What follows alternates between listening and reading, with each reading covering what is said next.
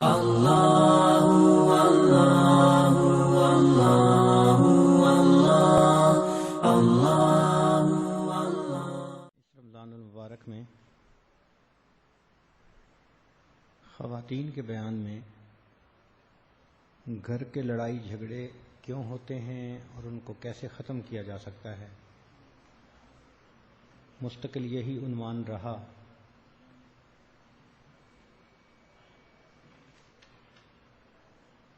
آج بھی اسی سے متعلقہ ایک بیان ہوا تو بہت سارے خط آئے، فون آئے کہ جی اس بیان کو ایک دفعہ دوبارہ کر دیں، جو نہیں سن سکے وہ بھی سن لیں گے، جنہوں نے سنا ہے ان کو سبق یاد ہو جائے گا۔ لیکن اس عاجز کا ارادہ نہیں تھا، آج قرآن پاک کا مضمون بیان کرنا تھا۔ پھر کچھ ذمہ دار لوگوں نے بھی آ کر کہا کہ جی وہی مضمون کہنا چاہیے، تو دل میں کچھ ارادہ ہوا کہ ہاں ٹھیک ہے۔ پھر کچھ نوجوانوں کی طرف سے پیغام آیا کہ حضرت ہم بدلنا چاہتے ہیں، ہم بدلنے کی نیت سے سنیں گے۔ تو جب یہ بات سامنے آئی تو پھر میں نے اپنا قرآن مجید والا مضمون چھوڑ دیا اور بالکل نیت کر لی کہ ہم اسی مضمون کو دوبارہ کہیں گے۔ جنہوں نے سنا وہ یہ مت سوچیں کہ جی ہم نے تو سنا ہے، روٹی ایک ہی ہوتی ہے نا، دن میں کئی دفعہ کھاتے ہیں، روز کھاتے ہیں، ہر مرتبہ اس کا مزہ ہوتا ہے۔ اسی طرح اگر طلب ہو تو مضمون ایک مرتبہ نہیں کئی مرتبہ بیان کیا جائے، اللہ تعالیٰ کی طرف سے عمل کی نئی توفیق ملتی ہے۔ صرف الفاظ کا سننا مقصود نہیں ہوتا، بیان سن کے اس پر عمل کی توفیق اللہ سے مل جانا یہ مقصود ہوتا ہے۔ تو اگر چند زندگیاں بھی بدل گئیں اور چند گھروں میں بھی پرسکون زندگیاں ہو گئیں تو شاید ہماری بخشش کا یہی سبب بن جائے۔ الحمدللہ وکفا وسلام علی عبادہ الذین اصطفیٰ، اما بعد، اعوذ باللہ من الشیطان الرجیم، بسم اللہ الرحمن الرحیم۔ ہن لباس لکم وانتم لباس لہن، سبحان ربک رب العزت عما یصفون، وسلام علی المرسلین والحمد للہ رب العالمین۔ اللہم صلی علی سیدنا محمد وعلی آل سیدنا محمد وبارک وسلم۔ اللہم صلی علی سیدنا محمد وعلی آل سیدنا محمد وبارک وسلم۔ اللہم صلی علی سیدنا محمد وعلی آل سیدنا محمد وبارک وسلم۔ انسانی زندگی کے مختلف مراحل ہیں۔ جب بچہ پیدا ہوتا ہے تو زندگی کا پہلا مرحلہ بچپن کا ہوتا ہے۔ اس بچپن کی عمر میں بچے کا کام کھانا پینا سونا یا کھیل لینا، اس کے سوا اس کا اور کوئی مقصد نہیں ہوتا۔ پھر یہ بچہ جب بڑا ہوتا ہے تو ایک نئے مرحلے میں داخل ہوتا ہے جس کو لڑکپن کا مرحلہ کہتے ہیں۔ اس میں عام طور پر ماں باپ بچے کو پڑھنے کا کام ذمہ لگا دیتے ہیں، قرآن پڑھاتے ہیں، اسکول میں پڑھاتے ہیں، تو اس وقت بچے کی ایک ذمہ داری ہو جاتی ہے کہ اس نے پڑھنا ہے۔ چنانچہ بچہ کھانے پینے کھیلنے کے ساتھ پڑھنے کا بھی عمل کرتا رہتا ہے۔ یہ پڑھائی اتنے سال کرنی پڑتی ہے کہ اسی دوران بچہ اپنی جوانی میں قدم رکھ لیتا ہے۔ یہ زندگی کا تیسرا مرحلہ۔ جب جوان ہو جاتا ہے تو ماں باپ کہتے ہیں کہ بھئی اب کوئی کام کرو، ذمہ داری اٹھاؤ۔ کبھی وہ نوکری کر لیتا ہے اور کبھی وہ والد کے ساتھ بزنس شروع کر دیتا ہے، تو آمدن کا کوئی ذریعہ شروع ہو جاتا ہے۔ ایسے نوجوان کو کہتے ہیں کہ اس نے اپنا پروفیشن شروع کر دیا۔ اس کو کرنے کے بعد اب اس بچے کو اپنی زندگی میں ایک کمی نظر آتی ہے۔ وہ فیل کرتا ہے کہ میرے زندگی کا کوئی ایسا ساتھی ہو جس کے ساتھ میں اپنے زندگی کے حالات کو شیئر کر سکوں، اپنا غم بھی اسے بتا سکوں، اپنی خوشی بھی بتا سکوں، کوئی ہو جسے میں اپنا کہہ سکوں۔ یہ اللہ رب العزت نے انسان کے اندر ایک فطری جذبہ رکھا ہے۔ چنانچہ اس مرحلے میں شریعت نے کہا کہ ایک نوجوان لڑکا اور نوجوان لڑکی، ان دونوں کو نکاح کے ذریعے سے زندگی کا ساتھی بنا دیا جائے۔ اس کو شادی کہہ دیا جاتا ہے۔ گویا شادی کے ذریعے ایک نوجوان لڑکا اور لڑکی آپس میں ایک ہو گئے، اکٹھے ہو گئے۔ یہ اللہ کا نام بھی کیا برکتوں والا ہے کہ نکاح سے پہلے جو لڑکی غیر محرم تھی، جس کی طرف دیکھنا جائز نہیں تھا، جس سے بات کرنا جائز نہیں تھا، اب نکاح کے بعد وہ اتنی قریبی بن گئی کہ سب اپنوں سے بڑی اپنی بن گئی۔ چنانچہ شریعت نے میاں بیوی کے تعلق کو لباس سے تشبیہ دی۔ قرآن مجید میں فرمایا ہن لباس لکم وانتم لباس لہن۔ دنیا کے بڑے بڑے فلاسفروں نے میاں بیوی کے تعلق کو بیان کرنے کی کوشش کی، مگر انہوں نے اپنے مقصد کو پورا نہ کیا، ادھوری بات رہی۔ کسی نے کہا کہ میاں بیوی زندگی کی گاڑی کے دو پہیے ہیں، تو پہیے سے یہ تو سمجھ میں آ گئی کہ بھئی زندگی موت کے ساتھی ہیں، لیکن جو محبت کا ایک تعلق ہے، جو قرب کا تعلق ہے، وہ تو نہیں معلوم ہوتا۔ اسی طرح مختلف مثالیں لوگوں نے دی۔ قرآن مجید نے ایک لفظ کے ذریعے یوں سمجھیں کہ سمندر کو کوزے میں بند کر دیا، صرف ایک لفظ کے ذریعے فرمایا ہن لباس لکم وانتم لباس لہن۔ وہ تمہارا لباس ہیں، تم ان کا لباس ہو۔ لباس کیوں کہا گیا؟ مفسرین نے لکھا کہ ایک وجہ تو یہ کہ لباس انسان کے جسم کو ڈھانپتا ہے، اس کو دوسروں کے سامنے شرمندگی سے بچاتا ہے۔ مرد بھی ہو نا اگر کوئی، اور اس کو کہا جائے کہ بھری محفل میں تمہارے کپڑے اتارتے ہیں، تو مرد کو بھی اتنی شرم آئے گی کہ چاہے گا کہ زمین کھل جائے اور میں زمین کے اندر ہی چلا جاؤں۔ بھرے مجمع میں بے لباس ہونے سے اس کو اتنی شرمندگی ہوتی ہے۔ اس شرمندگی سے کس نے بچایا؟ لباس نے بچایا۔ تو یہ انسان کے عیبوں کو ڈھانپتا ہے۔ دوسری بات کہ لباس سے انسان کو زینت ملتی ہے، اس لیے تو نئے نئے کپڑے بن رہے ہیں، نئے نئے ڈیزائن بن رہے ہیں، دھو کے استری کر کے صاف ستھرے خوشبودار پہن کے مسجدوں میں آتے ہیں۔ تو لباس کی وجہ سے انسان کی پرسنالٹی کی اٹریکشن میں اضافہ ہوتا ہے۔ اچھا لباس بندے نے پہنا ہوا ہو تو یقیناً دوسرے کے دل کو بھا جاتا ہے۔ اور تیسرا نقطہ اس میں جو بڑا ہے، تو لباس گویا ایک تو چھپانے کا ذریعہ بنا، تو شریعت نے کہا جس طرح لباس تمہارے اعضاء کو چھپا دیتا ہے، میاں بیوی ایک دوسرے کے عیوب کو چھپا دیتے ہیں۔ بیوی خامن کے عیوب چھپا دیتی ہے اور خامن بیوی کے عیوب چھپا دیتا ہے۔ لباس سے جیسے تمہیں زینت ملتی ہے، بیوی کی وجہ سے تمہارے گھر میں زینت ہے، اور خامن کی وجہ سے بیوی کی زینت ہے، اس کو ماحول معاشرے میں ایک ریسپیکٹ مل جاتی ہے۔ اور تیسری بات فرمائی کہ دیکھو انسان کے جسم کے سب سے زیادہ قریب اس کا لباس ہوتا ہے. کیوں جی؟ لباس سے زیادہ قریب بھی کوئی چیز ہوتی ہے؟ نہیں.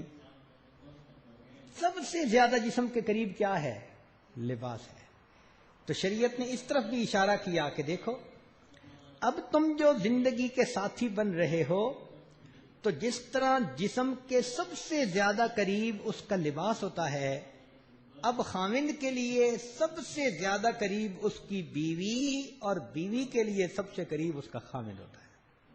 سب رشتوں سے بڑا رشتہ یہ بن جاتا ہے. زندگی کا ساتھی کوئی چھوٹا سا لفظ نہیں ہے جو بولا جاتا ہے. اس کو نکاح کہتے ہیں. اس لیے بعض کتابوں میں لکھا ہے کہ النکاح نصف الایمان، نکاح آدھا ایمان ہے. کیا مطلب؟ کہ کنوارا بندہ جتنا بھی نیک متقی پرہیزگار ہو جائے، ابھی اس نے آدھے ایمان کو کور کیا، بقیہ آدھا تب کور ہوگا جب نکاح کر کے جو اس پر ذمہ داریاں ہیں یہ ان کو پورا کرے گا. اس لیے ایک روایت میں آتا ہے کنوارا آدمی نماز پڑھتا ہے تو اس کو ایک نماز پر ایک نماز کا ثواب، اور شادی شدہ نماز پڑھتا ہے تو بعض روایات میں ایک نماز پر 21 نمازوں کا ثواب، اور بعض روایت میں ایک نماز پر 42 نمازوں کا ثواب. تو شارحین حدیث نے لکھا کہ یہ ثواب کیوں بڑھا دیا؟ وہ فرماتے ہیں کہ اس کی وجہ یہ تھی کہ اللہ رب العزت نے فرمایا اب میرے اس بندے پر حقوق العباد بھی آ گئے. جب یہ حقوق العباد کو پورا کرنے کے ساتھ میرے بھی حقوق کو پورا کرے گا، میں پروردگار اس کے عملوں کی قیمت ہی بڑھا دوں گا، ریٹ بڑھا دوں گا. شریعت نے فقط ہمیں مصلی کی عبادت نہیں سکھائی، پوری زندگی گزارنے کا طریقہ.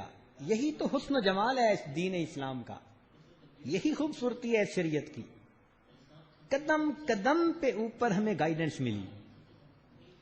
چنانچہ ایک نوجوان کہتا ہے کہ جی میرا نکاح ہو گیا، مجھے تو پہلے بتائیں کہ نکاح کے لیے میں بیوی کیسے پسند کروں. تو نبی علیہ الصلوۃ والسلام نے فرمایا کہ عورت کو 4 وجوہات سے پسند کرتے ہیں.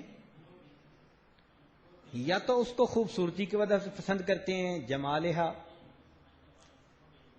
کبھی کبھی اس کو اس کی مال و دولت کی وجہ سے پسند کرتے ہیں، ولی مالہا.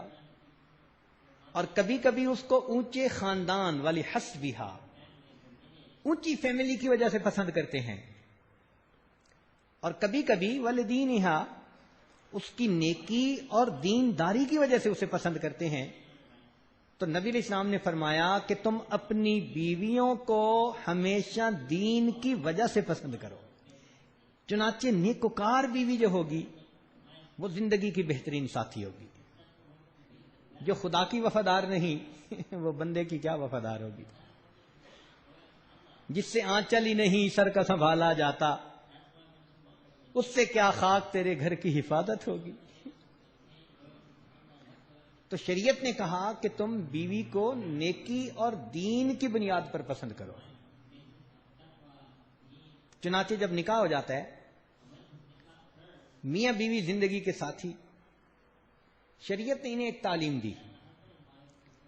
نبی علیہ السلام نے فرمایا خیرکم خیرکم لأہلہ، تم میں سے سب سے بہتر وہ ہے جو تم میں سے اپنے اہل خانہ کے لیے بہتر ہے. ایک رول دے دیا، اس کو تھمب رول کہتے ہیں.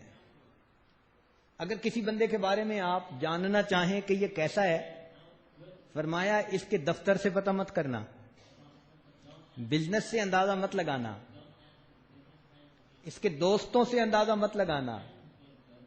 لگانا ہو تو اس کے اہل خانہ، بیوی اور بچوں کے ساتھ یہ کس طرح کی ڈیلنگ کرتا ہے وہاں سے اندازہ لگانا. وہاں اصلیت کھلتی ہے، وہاں سب اوپن ہو جاتا ہے بندے کا. یہ بناوٹ، یہ تصنع، یہ تکلف باہر چل جاتے ہیں، لوگوں کو کیا پتا. لیکن گھر میں تو بندہ ایکسپوزڈ ہوتا ہے نا سب کے سامنے. سب کو انسان کے کچے چٹھے کا پتہ ہوتا ہے. تو نبی علیہ السلام نے فرمایا خیرکم خیرکم لأہلہ، تم میں سے سب سے بہتر وہ ہے جو تم میں سے اپنے اہل خانہ کے لیے بہتر ہے. اب اہل خانہ کے ساتھ اچھی زندگی گزارنے کے لیے بندے کو ایک صفت چاہیے جس کو تحمل مزاجی کہتے ہیں. جس شخص کے اندر تحمل مزاجی کی صفت ہوگی ہمیشہ اچھی زندگی ہوگی ازدواجی اس کی. تحمل مزاجی کیا ہوتا ہے؟ کہ کسی بھی بات پر انسٹنٹینیسلی ریئیکٹ نہیں کرنا، چھوٹی سی بات پہ فوراً فلیئر اپ نہیں ہو جانا، غصے میں نہیں آ جانا. کوئی اگر بات دیکھ رہے ہو سن رہے ہو تو پھر پہلے سوچو کہ میں اس گھر کا بڑا ہوں، ذمہ دار ہوں، مجھے اللہ نے اس جماعت کا امیر بنایا ہے. جماعت کے امیر کون ہوتا ہے؟ یہی تو کہا الرجال قوامون علی النساء. اس کا ترجمہ یہی ہے کہ تمہیں ہم نے عورتوں کا امیر بنایا. تو امیر کو تو خیال رکھنا پڑتا ہے پورے گھر کے چھوٹے بڑوں کا. تو فرمایا کہ تم چھوٹے بڑوں کا خیال رکھو اور اچھی زندگی گزارو. جس بندے کو جلدی غصے میں آنے کی مرض ہو اس کی ازدواجی زندگی ہمیشہ کانٹوں بھری ہوتی ہے. اور ایک بات عرض کروں کہ غصہ ہمیشہ عام طور پر کمزوری کی علامت ہوتا ہے. غصہ عام طور پر صحت مند کی نسبت بیمار کو غصہ زیادہ آتا ہے، جوان کی نسبت بوڑھے کو غصہ زیادہ آتا ہے، مرد کی نسبت عورت کو غصہ جلدی آ جاتا ہے. تو غصہ کس کی علامت ہوئی؟ کمزوری. ایک مرد کو غصہ آتا ہے مگر ٹھوس بنیاد کے اوپر آتا ہے. معمولی اور چھوٹی باتوں پر غصے میں آ جانا اور بات کا بتنگڑ بنا دینا شریعت نے اس کو کبھی پسند نہیں کیا. مجھے ایک ملک میں جانے کا موقع ملا، دو میاں بیوی، دونوں PhD، اور ان کی شادی کو 23 سال گزر گئے. مطلب ہے 23 سال کی ایسوسی ایشن تو گھر میں کوئی جانور بھی پالا ہو تو اس سے جدا ہونے کو دل نہیں کرتا.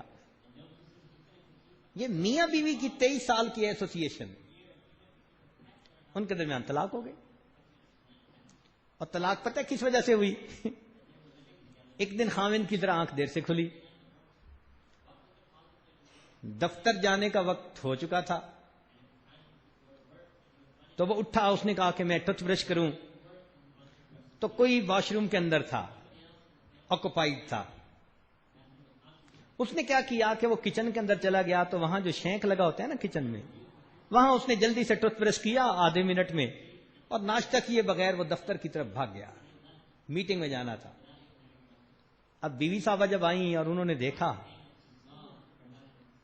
کچن کے شینک میں ٹوتھ برش کیا اس نے، میرے خامند کو ذرا بھی سوفسٹیکیشن کا پتہ نہیں ہے، یہ مرد ہوتے ہی رف اینڈ ٹف ہیں.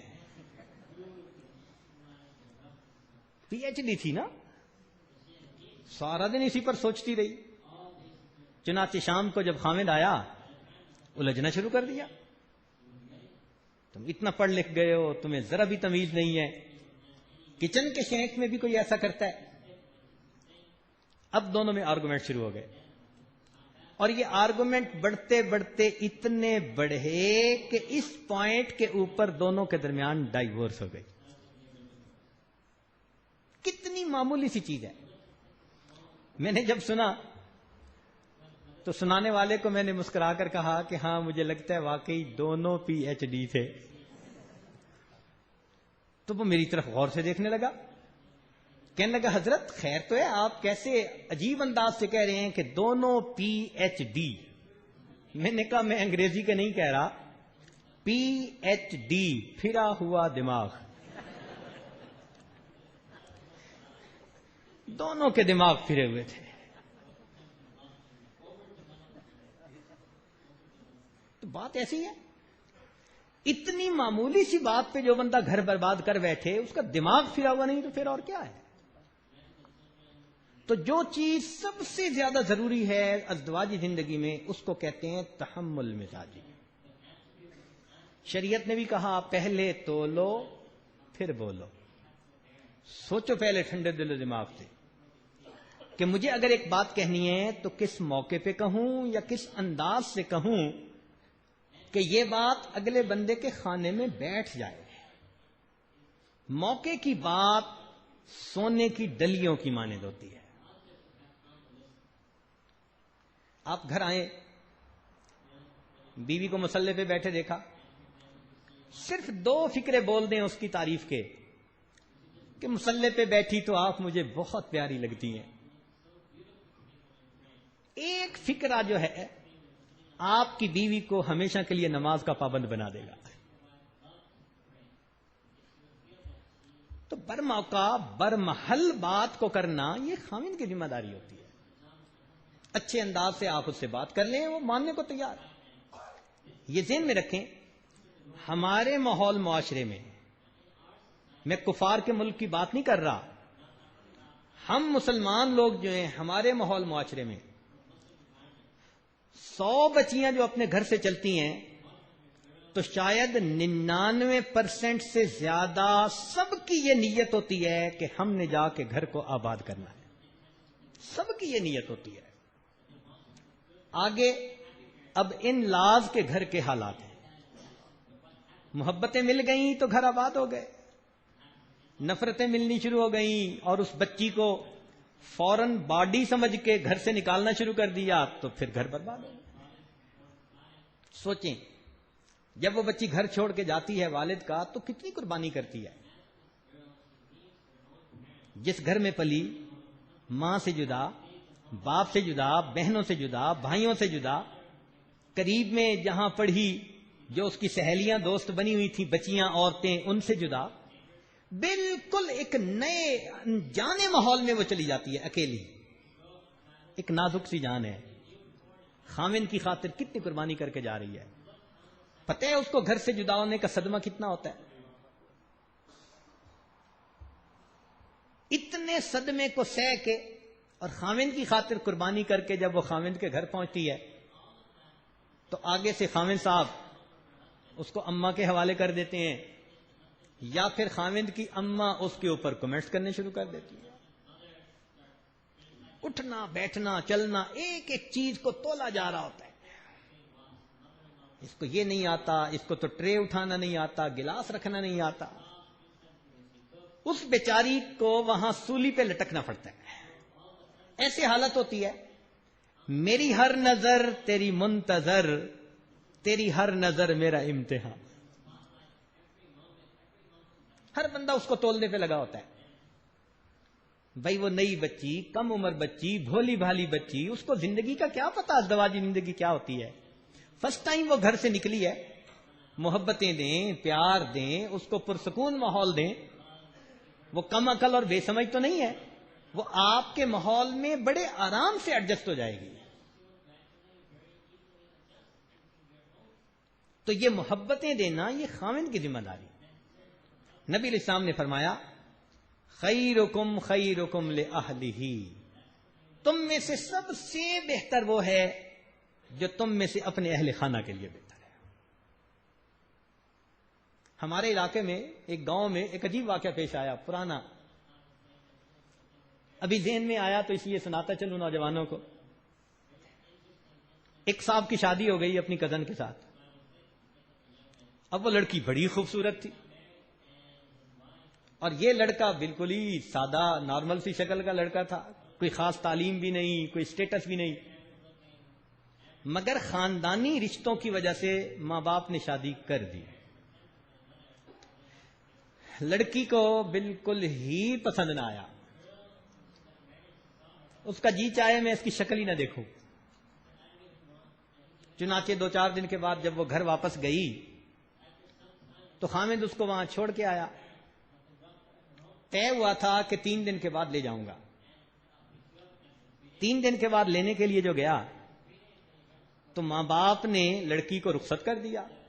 اندر سے لڑکی کی نیت تھی نہیں، مگر دونوں طرف کے پیرنٹس میں اتنی محبت تھی، گہرا تعلق تھا کہ یہ وہاں بول ہی نہیں سکتی تھی، چل پڑی خاوند کے ساتھ۔ راستے میں اس نے کہا کہ مجھے پانی کی ضرورت ہے، تو ان دنوں میں کنویں ہوتے تھے، تو خاوند قریبی کنویں پر گیا کہ آؤ تمہیں پانی پلاتا ہوں۔ جب وہ پانی لینے کے لیے وہ کنویں کے جو ڈول تھے ان کی طرف جھکا تو بیوی نے پیچھے سے اس کو دھکا دے دیا۔ اس کی نیت یہ تھی کہ یہ گرے گا کنویں میں اور ڈوب کے مر جائے گا اور میں بتا دوں گی کہ بھائی کوئی مسئلہ۔ جب اس نے دیکھا نا کہ یہ پانی میں گر چکا، یہ آرام سے اپنے گھر واپس آ گئی، رونا دھونا شروع کر دیا۔ ماں باپ نے پوچھا کیا ہوا؟ کہنے لگی مجھے پیاس لگی تھی، میں نے کہا مجھے پانی پینا ہے۔ وہ کہنے لگا بیٹھو پانی لاتا ہوں۔ وہ پانی لینے گیا، آیا ہی نہیں۔ اب میں اکیلی، مجھے ڈر لگا کوئی اور مرد نہ آ جائے، تو میں روتی دھوتی واپس آ گئی ہوں۔ کیسا غیر ذمہ دار آدمی۔ ماں باپ بھی بڑے پریشان کہ یہ اس نے کیا کیا، جوان بچی دلہن بنی ہوئی ہے اور اس کو اکیلا بٹھا کے چلا گیا۔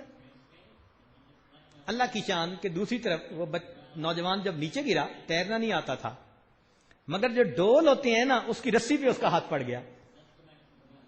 خیر تھوڑی دیر کے بعد اس نے ہمت کی اور آہستہ آہستہ چڑھتے چڑھتے چڑھتے وہ باہر نکل آیا۔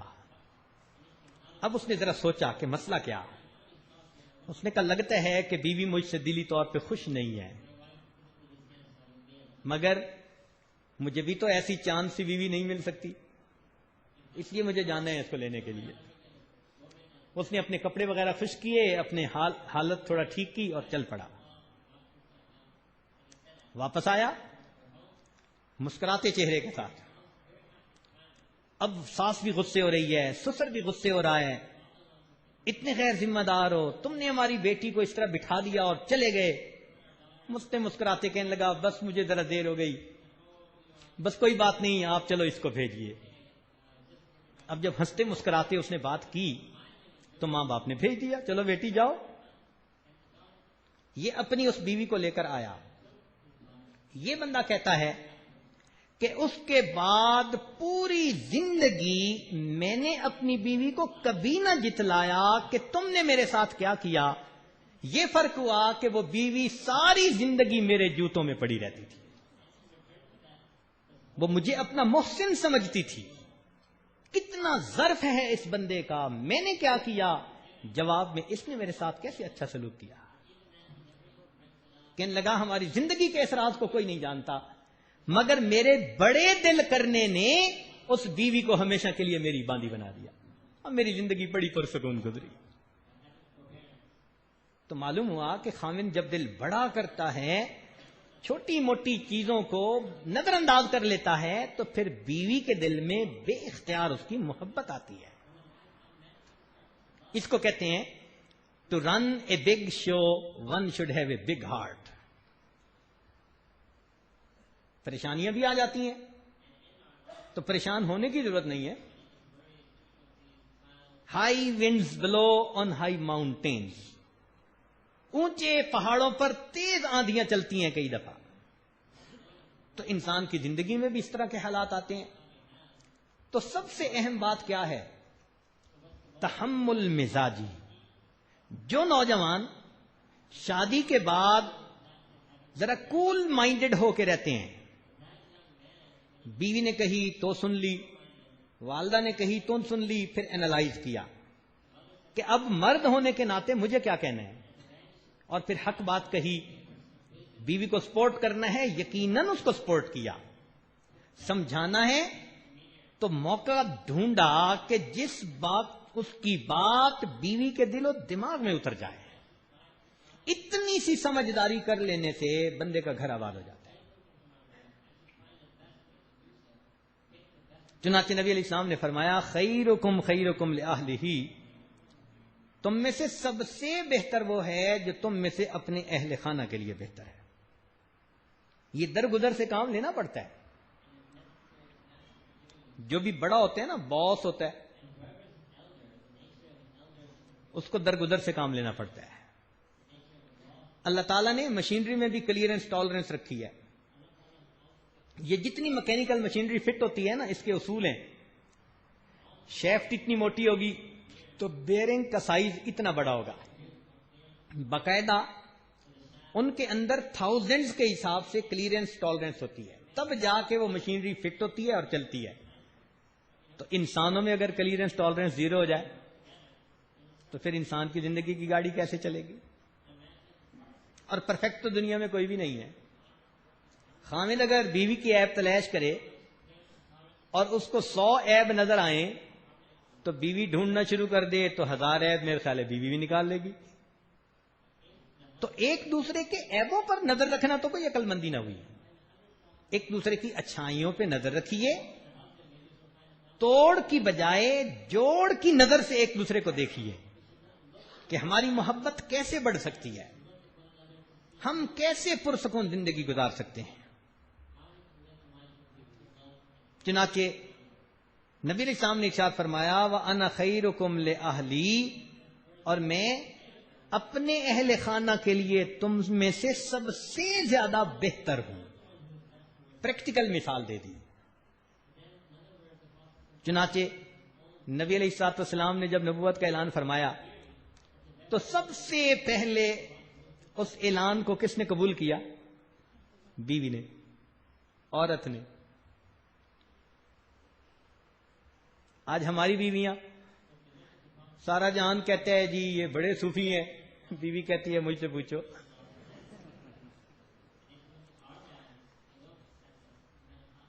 سارا جہان پیر سمجھتا ہے، بیوی کہتی ہے میں بتاتی ہوں کہ پیر صاحب کیا ہے. ہمارے گھروں کی حالت یہ ہے کہ بیویاں ہمیں نیک انسان بھی نہیں سمجھتی ہمارے برتاؤ کی وجہ سے. اور وہاں یہ کہ نبی علیہ السلام نے نبوت کا دعویٰ فرمایا، سب سے پہلے آپ کی اہلیہ محترمہ نے اسی وقت قبول کر لیا اے اللہ کے محبوب، آپ واقعی نبوت کے منصب پہ فائز ہونے کے لائق نظر آتے ہیں. پوچھا اے اللہ کے نبی آپ کیوں گھبرا رہے ہیں کہ زملونی زملونی؟ فرمایا خشیت علی نفسی، مجھے ڈر ہے کہ کہیں میری موت ہی نہ واقع ہو جائے. فرمایا انک لتصل الرحم، صلہ رحمی کرنے والے ہیں.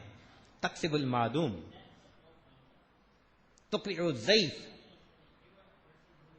وتعین علی نوائب الحق. اے اللہ کے نبی آپ میں یہ خوبی یہ خوبی یہ خوبی، جب اتنی خوبیاں آپ کے اندر ہیں میں کہتی ہوں اللہ تعالیٰ آپ کو ضائع نہیں فرمائیں گے. یہ ہوئی نا بات کہ بیوی تسلی دے رہی ہو. تو اکثر جو گھروں کے اندر جھگڑے لڑائیاں نفرتیں آتی ہیں ان کی بنیادی وجوہات 2-3 ہی ہوتی ہیں. ایک ان میں سے ہے غصہ، جلدی غصے میں آ جانا، چھوٹی سی بات کا بتنگڑ بنا دینا.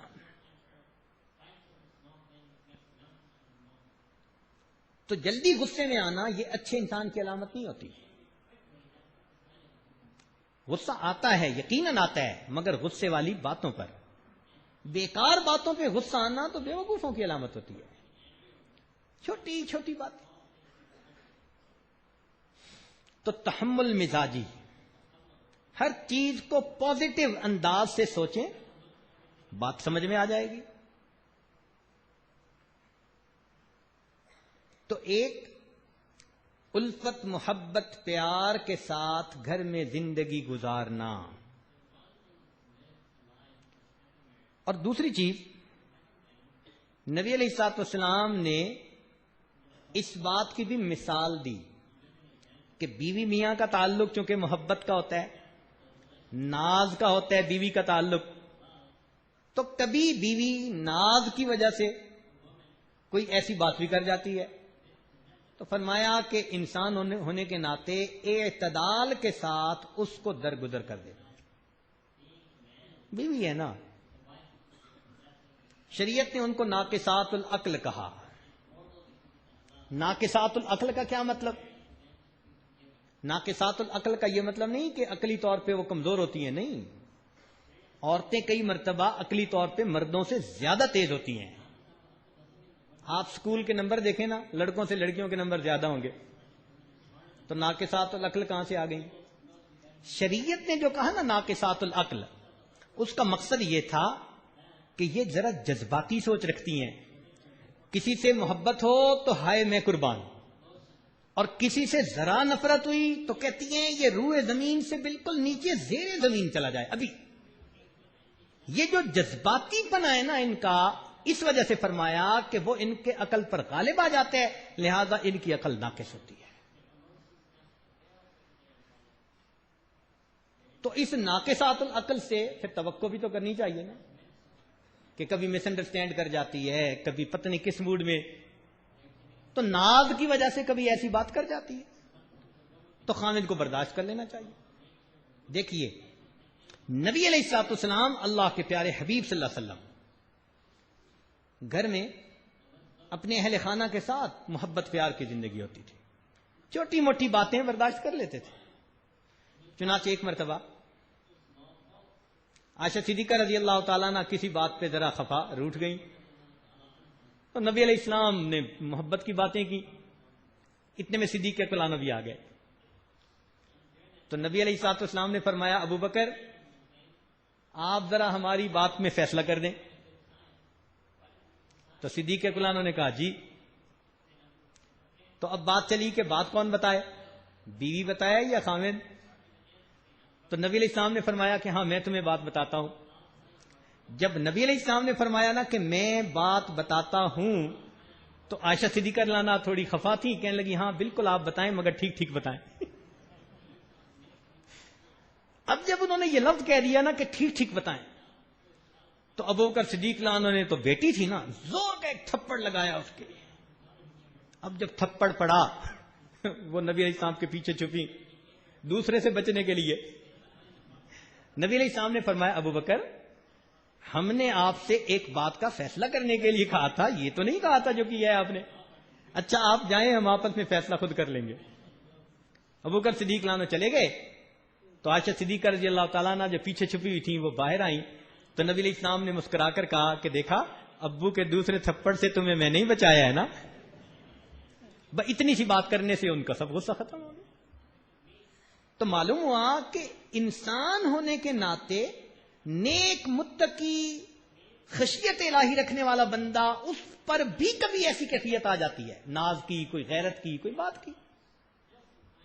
نبی علیہ السلام عائشہ صدیقہ رضی اللہ عنہا کے گھر میں کسی اور ام المومنین نے بڑی اچھی ڈش بنا لی کوئی. اب ان کا جی چاہا کہ میں اپنی ڈش جو ہے وہ نبی علیہ السلام کو کھلاؤں. ان کی باری تو نہیں تھی. انہوں نے غلام کو دے کے بھیجا کہ یہ ڈش لے جاؤ اور نبی علیہ السلام کو جا کر دو. اب نبی علیہ السلام کو جب وہ ڈش ملی کھانے کے لیے تو غلام لے کے آیا اور اس نے کہا کہ یہ آپ کے لیے آپ کی فلاں اہلیہ نے بھیجی ہے. عائشہ صدیقہ رضی اللہ عنہا کو خیرت آئی، باری کا دن میرا اور گفٹ آئے وہاں سے، ڈشز آئے وہاں سے. اب اس میں انہوں نے کیا کیا کہ وہ جو غلام لے کے کھڑا تھا نا اس برتن پہ جو زور کا یوں ہاتھ کیا تو اللہ کی شان کہ وہ برتن اس چیز سمیت نیچے گر گیا، برتن ٹوٹ گیا.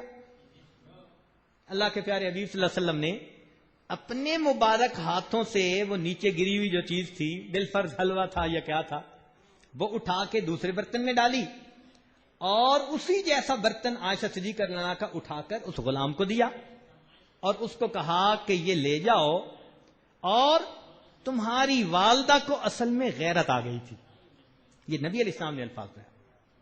تمہاری ماں کو، یعنی عائشہ صدیقہ رضی اللہ عنہا یہ امت کی ماں تھی نا، فرمایا کہ تمہاری ماں کو اصل میں غیرت آ گئی تھی کہ باری میری تو کوئی اور کوئی چیز بھیجے. اب ہم جیسا ہوتا کوئی تو پھر کیا ہوتا؟ اللہ اکبر کبیرہ. تحمل مزاجی دیکھیے. چنانچہ آج کے نوجوان صرف غصے کی زبان جانتے ہیں اور کئی تو ان میں سے ایسے ناسمجھ کہ وہ ہاتھ ہی اٹھا لیتے ہیں. ہاتھ اٹھانا اور بیوی پر، اللہ اکبر. نبی علیہ السلام نے فرمایا کہ یہ تو جانوروں والی بات ہے کہ تھوڑی دیر پہلے تم اسے جانور کی طرح مار رہے ہوتے ہو اور پھر دوسری دیر میں تھوڑی دیر کے بعد تم اسے اپنے بستر پہ بلا رہے ہوتے ہو. نبی علیہ السلام نے فرمایا کہ یہ تو جانوروں والی بات ہو گئی. انسان ایسا نہیں کرتا. یہ ہاتھ اٹھانا بھی ایک مرض ہوتی ہے. جس کو عادت پڑ جائے اور چھوٹی چھوٹی بات پہ بلا وجہ ہاتھ اٹھا دیتا ہے, اور پھر آگے سے لاجک کیا دیتے ہیں, الرجال قوامون علی النساء, کہ جی اللہ رب العزت نے مرد کو حاکم بنایا ہے اور مرد کو اجازت ہے کہ بیوی کو مارے. نہیں, بالکل نہیں. صرف قرآن مجید میں ایک موقع ہے کہ بیوی بدکاری کی مرتکب ہو رہی ہو اور خاوند اس کو اس سے منع کرے, پھر بھی وہ باز نہ آئے, تو اب بتاؤ کیا یہ بندہ اس کو حلوہ کھلائے؟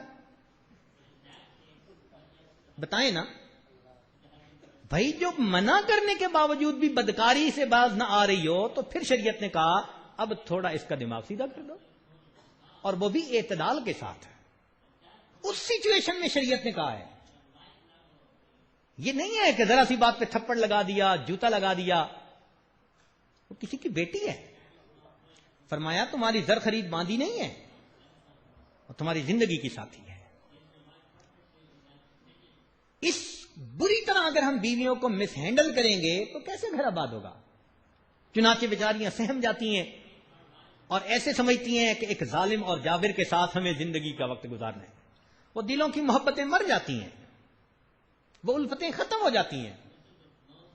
ہم کیا چاہتے ہیں, ابھی ہم مار کے ہٹے اور ابھی بس وہ فوراً ہمارے کام کر رہی ہو اور فوراً پھر ہمارے ساتھ بستر پہ موجود ہو. انسان ہے نا, اس کی بھی فیلنگز ہوتی ہیں. تو جہاں زندگی کا ساتھ وہاں غصہ کرنا, ہاتھ اٹھا لینا, یہ کوئی اچھی عادت نہیں ہوتی. کئی مرتبہ بعض استادوں میں بھی نا مارنے کی عادت پڑ جاتی ہے. وہ بیچارے قاری تھوڑے ہوتے ہیں, کہاری زیادہ ہوتے ہیں.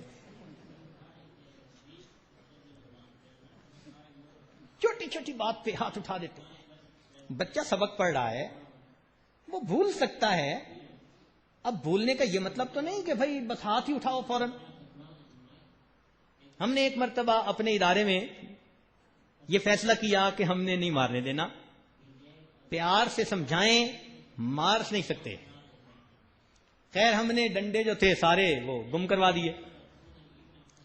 کچھ عرصے بعد ہمیں پتہ چلا کہ جی ڈنڈے تو اب نہیں مارتے, ہر قاری صاحب نے ذرا موٹی موٹی مسواک رکھ لی ہے. اور جب ذرا جلال میں آتے ہیں نا تو وہ پھر موٹی مسواک استعمال ہوتی ہے. خیر ہم نے وہ موٹی مسواک بھی لے لی. پھر ہمیں پتہ چلا کہ جی انہوں نے کچھ اور سلسلہ شروع کر لیا. تو مجھے بڑا ہی عجیب لگا کہ 2-3 دفعہ میں کوشش کر چکا ہوں, سمجھ میں کیوں نہیں آتا. تو میں نے ایک استاد صاحب کو کہا کہ بھئی آپ کیوں مارتے ہیں, سمجھاتے کیوں نہیں بچے کو؟ سمجھائیں. میری نظر میں بندہ ہاتھ تب اٹھاتا ہے جب دوسرے کو زبان سے سمجھانے میں شکست کھانے کا اقرار کر چکا ہوتا ہے, تب ہاتھ اٹھاتا ہے. جس کو یہ یقین ہو نا کہ اللہ نے مجھے اتنی سپیکنگ پاور دی ہے, بات کی صلاحیت, عقل کی صلاحیت, میں سمجھا لوں گا, کنونس کر لوں گا, وہ ہاتھ نہیں اٹھاتا. ہاتھ اٹھانے والا شکست تسلیم کر چکا ہوتا ہے, جی میں زبان سے نہیں سمجھا سکا, اب میں ہاتھ اٹھا رہا. تو میں نے کہا کیوں مارتے ہیں؟ انہوں نے مختصر سا جواب دیا, حضرت کیا کریں, بس چلو ڈنڈے سے یہ پڑھ لیتے تھے, پھر جو ہے مسواک تھا اس سے پڑھ لیتے تھے, مگر اب تو یہ ایسے ہیں ڈنڈے سے بھی نہیں مانتے, ڈنڈے مارنے سے بھی نہیں بچتے. میں نے کہا اچھا آج کے بعد پھر کسی بچے کی غلطی آیا کرو تو اس کو گولی مارا کرو.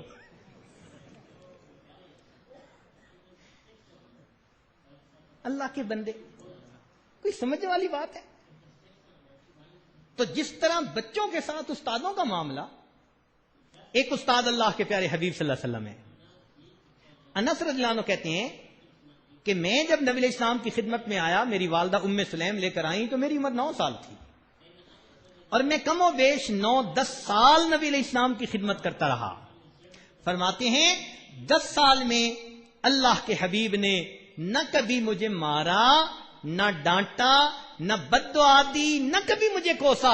اللہ کے نبی کو کبھی ایسا کرنے کی ضرورت ہی پیش نہیں آئی, ہمیشہ پیار سے سمجھا دیتے. اور کہتے کہ غلطیاں میں بھی کرتا تھا. کیسی غلطیاں کرتے تھے؟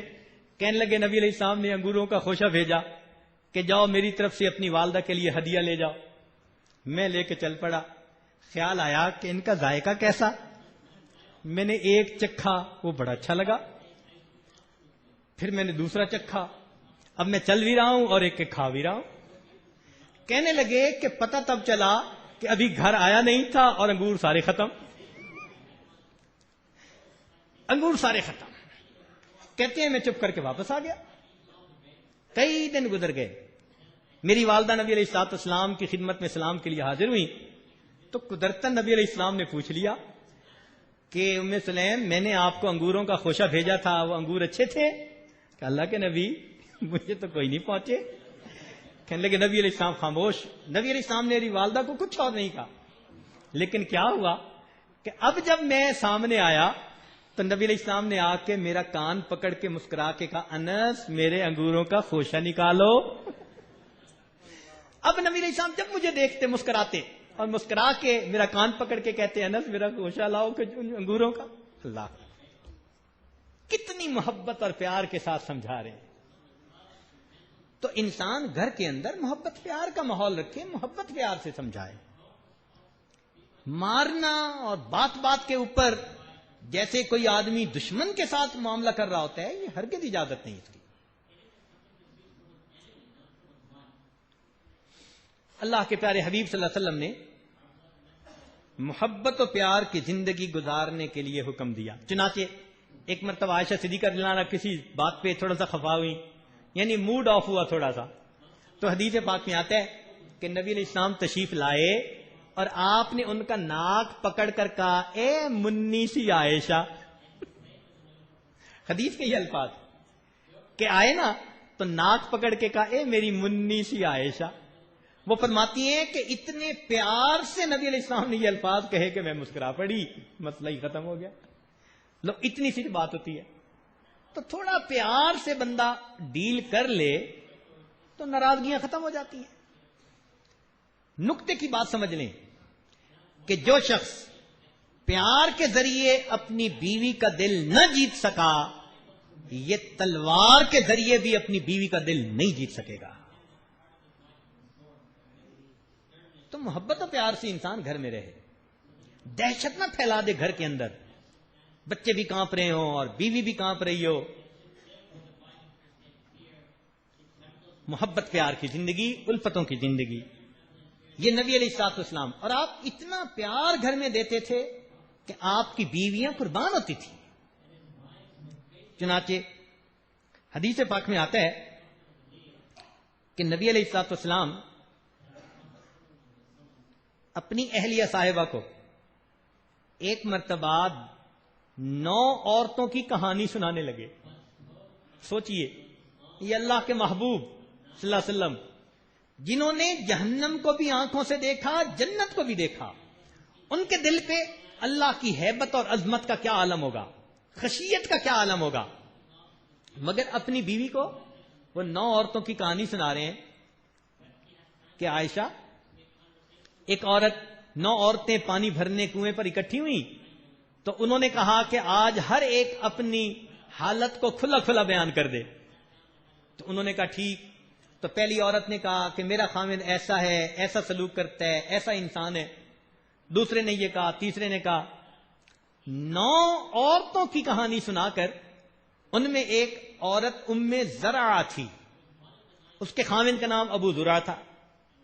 فرماتی ہیں کہ اس نے کہا میرا خاوند تو اتنا اچھا ہے, اس نے تو کھلا پلا کے مجھے بھی صحت مند بنا دیا اور میں پرسکون نیند اس کی ہاں سوتی ہوں, اور اس نے تو مجھے سونے سے لاد دیا.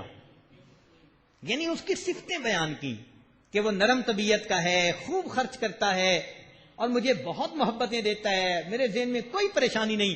نبی علیہ السلام نے یہ واقعہ سنا کر فرمایا عائشہ ابو ذرا اپنی بیوی کے ساتھ جتنا اچھا تھا میں تمہارے ساتھ اس سے زیادہ اچھا ہوں. اللہ اکبر کبیرہ.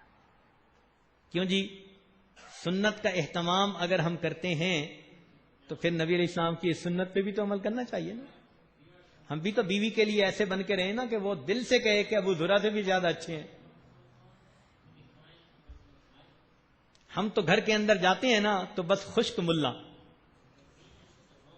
بالکل چہرے کے اوپر اس کے ذرا بھی مسکراہٹ نہیں ہوتی، اور اس کو ہم بڑا تقویٰ سمجھتے ہیں، بڑی نیکی سمجھتے ہیں. چنانچہ مجھے پتا چلا کہ بھئی بعض صوفی ہمارے ایسے ہوتے ہیں کہ جو محفلوں میں تو ماشاءاللہ کھلکھلا کے ہنستے بھی ہیں، مذاق بھی چل جاتا ہے، خوش طبعی بھی ہے، اور گھر جاتے ہیں تو بڑا ہی موڈ بنایا ہوا تھا. تو میں نے ایک آدھ بندے کو خشک ملا کہنا شروع کیا، ایسا ان کا دل ڈرا، فوراً انہوں نے گھر جا کے اپنی کوئی سیدھی کی. اب وہ ڈرتے ہیں کہ اگر حضرت کو پتا چلا تو کہیں ہمیں خشک ملا نہ کہہ دیں. ان کے لیے ایک لفظ ہے ملا نا ہموار، بالکل سیٹ لفظ ہے ملا نا ہموار. ایک ہوتی ہے نا بالکل ہموار زمین ایک جیسی، گھر میں بھی اسی طرح، باہر بھی ایک طرح، مسجد میں بھی ایک طرح، فلاں بھی ایک طرح. جس کی ایک جیسی پرسنالٹی ہو وہ تو ہو گئی نا اس طرح. اور جو اونچ نیچ ہو اس کو کیا کہتے ہیں؟ ناہموار ہی کہتے ہیں. تو ملا ناہموار. یہاں بیٹھے ہیں تو خوب صوفی بنے ہوئے، اوپر سے لا الہ اندر سے کالی بلا، گالیاں دیتے ہیں بیوی کو.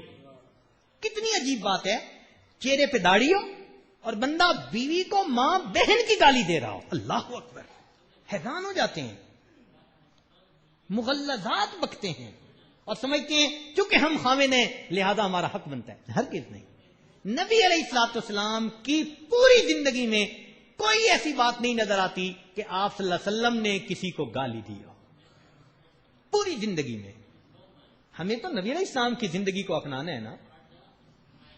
اس لیے نبی علیہ السلام نے فرمایا کہ بعض عورتیں ایسی ہوتی ہیں کہ یا غلبنا کریمہ، کہ جو نرم مزاج کے خاوند ہوں ان کے اوپر ذرا غالب آ جاتی ہیں، اور یا غلبہن لئیم، جو کمینے قسم کے خاوند ہوتے ہیں وہ ان پر غالب آ جاتے ہیں.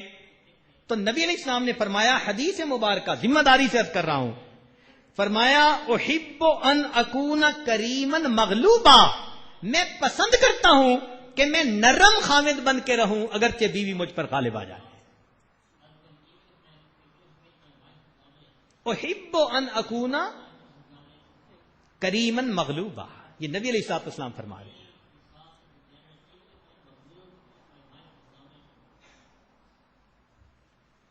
چنانچہ بعض ایسے بزرگ گزرے ہیں کہ جن کی بیویاں تھوڑا زبان کی سخت تھیں، مگر انہوں نے صبر کیا. حدیث پاک میں آتا ہے جو خاوند اپنی بیوی کی ایذا پر صبر کرے گا اللہ تعالیٰ قیامت کے دن ایوب علیہ السلام کے ساتھ اس کو اٹھائیں گے. ایوب علیہ السلام کے ساتھ صبر کا اتنا اجر ہوگا.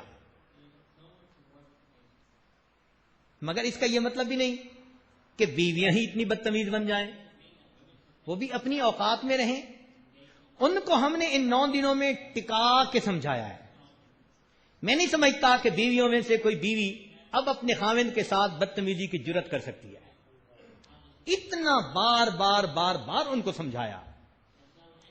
تو ان پہ تو لگائے ہم نے تقریباً 8 دن، اور آپ کو تو صرف تھوڑی سی دیر، اس لیے ذرا ہائی پوٹینسی ڈوز دینی پڑ رہی ہے. مگر سچی بات یہی ہے، اگر ہم چاہتے ہیں کہ ہم اللہ کے محبوب بنیں تو ہمیں اپنے اہل خانہ کے ساتھ حسن سلوک کا معاملہ کریں. اور بعض مردوں کو دیکھا کہ وہ ہر وقت طلاق کی تلوار لٹکا دیتے ہیں گھر میں، ذرا ذرا سی بات پہ طلاق دے دوں گا، چھوڑ دوں گا. جس بندے نے بیوی کے سامنے ایک مرتبہ طلاق کا لفظ لے دیا، اس نے اپنی بیوی کے اندر سے اپنے بارے میں اعتماد ہمیشہ کے لیے ختم کر دیا. اس عورت کے ایک دماغ کے اندر اس نے 2 دماغ بنا دیے، وہ سپلٹ پرسنالٹی بن گئی. اب اس کو کبھی بھی یقین نہیں آئے گا کہ یہ مجھے رکھے گا یا نہیں. اور چونکہ یقین نہیں آئے گا تو 2 باتیں ہوں گی، یا تو وہ ماں باپ کے ساتھ اپنی ایکویشن مضبوط کرے گی کہ اگر یہ دھکا دے گا تو کوئی تو میرے سر چھپانے کی جگہ ہو، یا اگر وہ فاسقہ فاجرہ ہے تو پھر کسی دوسرے مرد کے ساتھ انوالو ہو جائے گی۔ جن کی عورتیں بدکار بنتی ہیں اکثر و بیشتر ان کے پیچھے طلاق کی تھریٹ ان کی شامل ہوتی ہے۔ یہ لفظ کبھی بھی زبان پہ آپ نہ لائیں، کبھی بھی نہ بولیں۔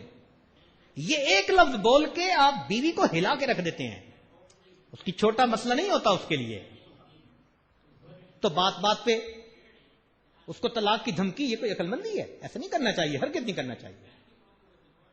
بچے ہو گئے، وہ بیٹیوں کی بیٹوں کی ماں بن گئی، کیسے آپ اس کو چھوڑیں گے؟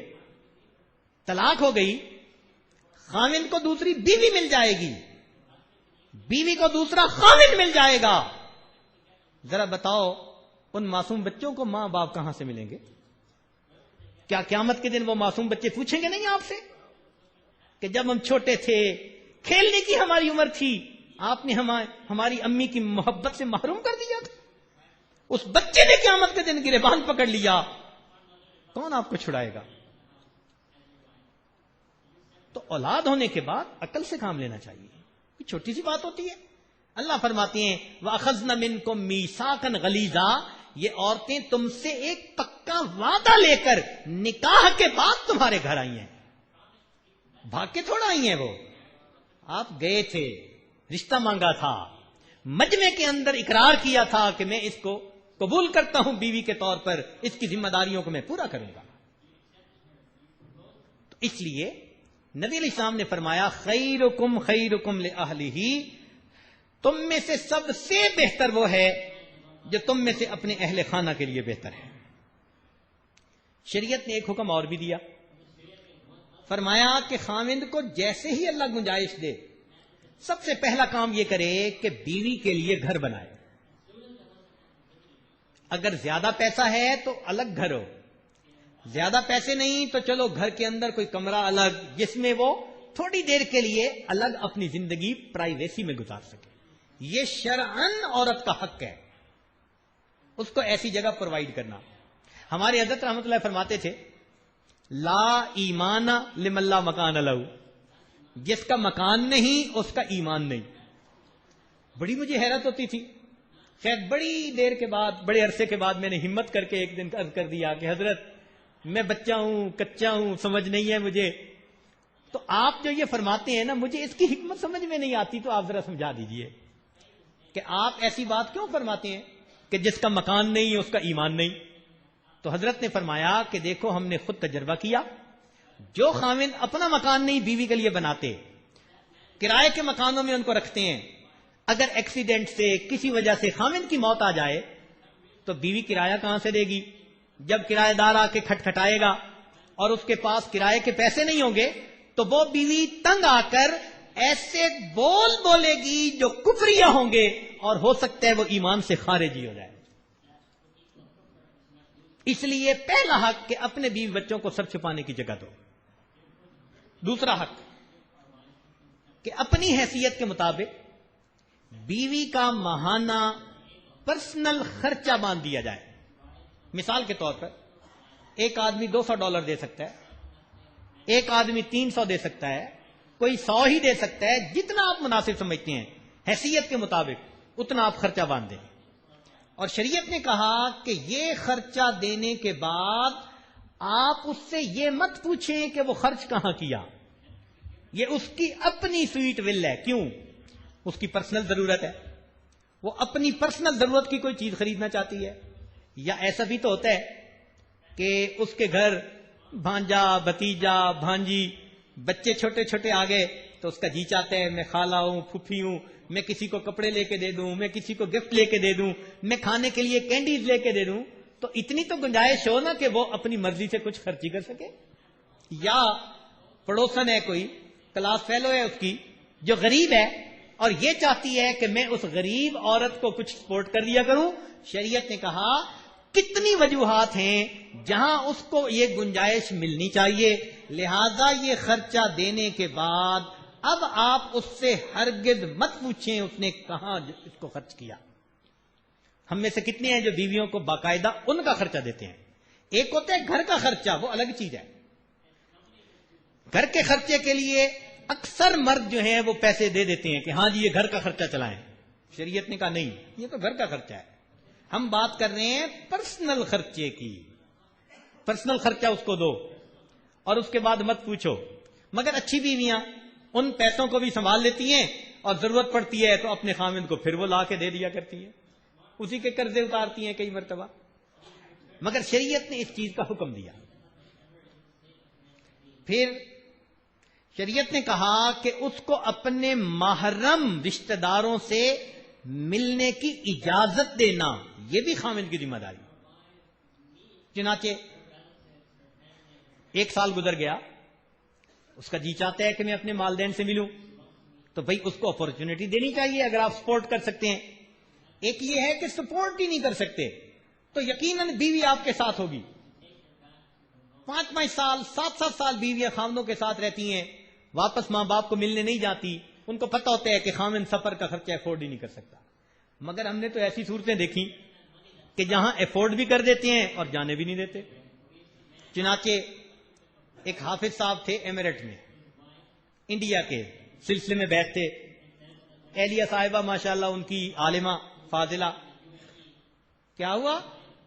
9 سال سے اپنی بیوی کو ماں باپ سے ملنے نہیں جانے دیا، اور اس دوران کوئی 2 درجن دفعہ خود اپنے ماں باپ کو مل آئے.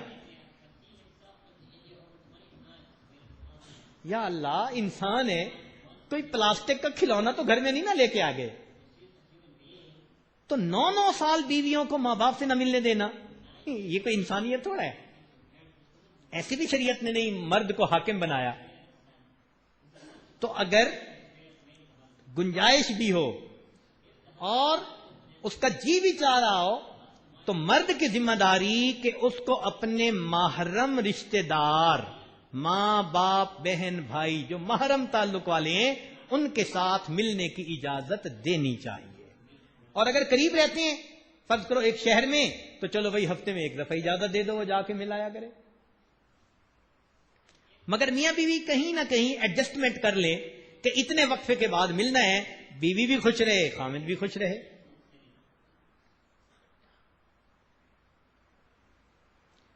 یاد رکھیں کہ نکاح سے پہلے بندے کا ایک باپ اور ایک ماں. شریعت کہتی ہے نکاح ہونے کے بعد اب بندے کے 2 باپ اور 2 مائیں ہوتی ہیں.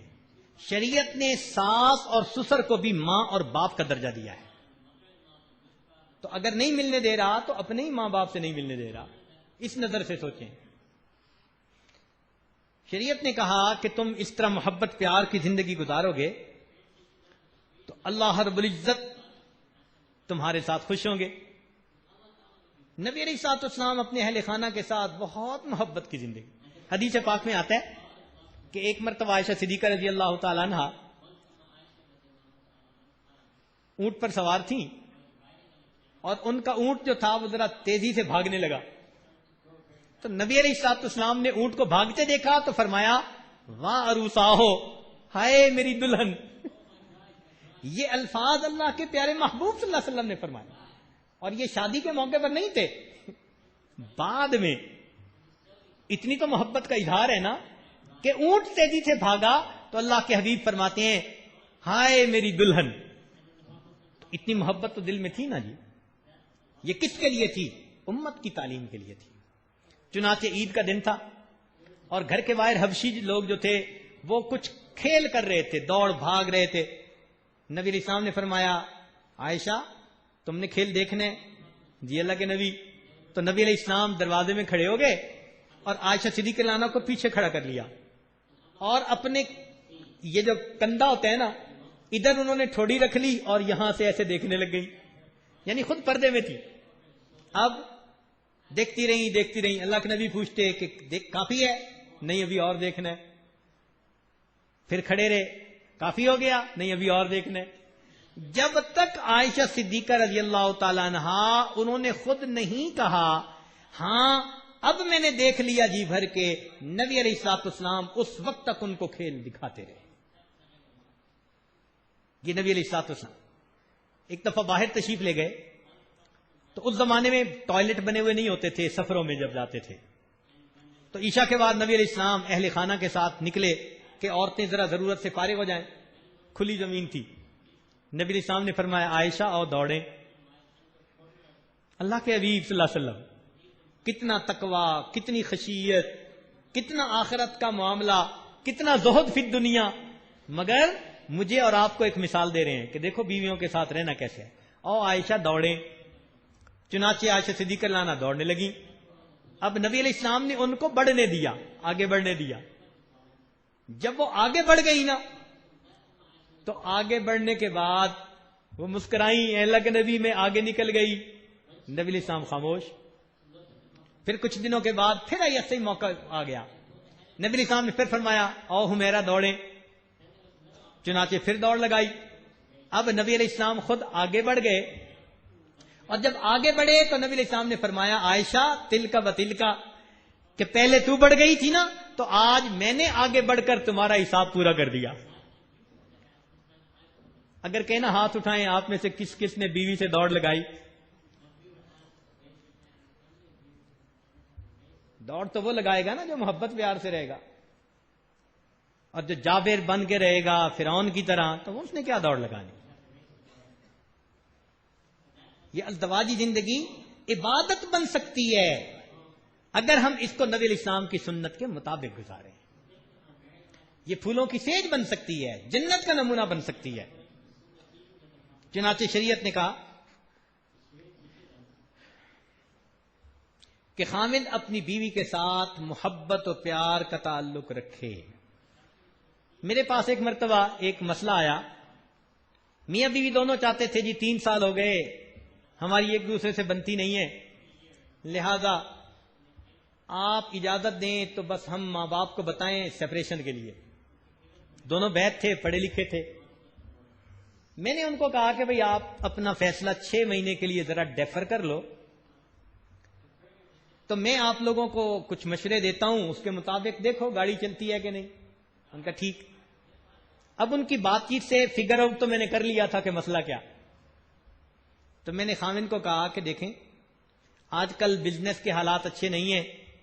اس بیچارے کے 2-3 کنٹینر کہیں پھنس گئے تھے تو کافی لاس تھا اس کو ہوا. اس لاس کی وجہ سے جب وہ گھر آتا تھا تو بڑا ہی سیریس ہوتا تھا. اب بیوی 2 گھنٹے سے کھانا پکا کے انتظار میں کہ خاوند آئے گا تو کھاؤں گی، بھوکی بیٹھی ہوئی ہے. خاوند صاحب آتے تو بڑے سیریس. تو بیوی سمجھتی کہ شاید میں اپنے خاوند کو پسند ہی نہیں ہوں.